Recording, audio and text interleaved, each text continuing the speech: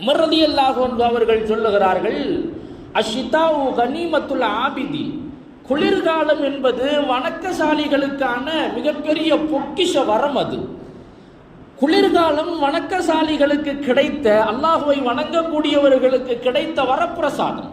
அது ஒரு பாக்கியம் அது என்கிறார்கள் உமரே ஃபாரூக் ரலியல்லாஹு அன்ஹு.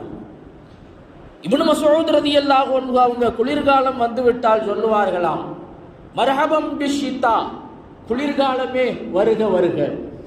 குளிர்காலத்தை வரவேற்பார்களாம். இது என்ன சாதாரண மாதமா, சாதாரண காலமா? தன்சிலு ஃபீஹி ரஹ்ம அல் பரக்கா, இந்த மாதத்தில் அல்லாஹ்வுடைய பரக்கத்து இறங்குகிறது. வயதூலு ஃபீஹில் லைல் லில் கியாம், இந்த பருவ காலத்தில் இரவு நின்று வணங்குவதற்காக வேண்டி இரவு நீண்டு கொண்டே போகிறது.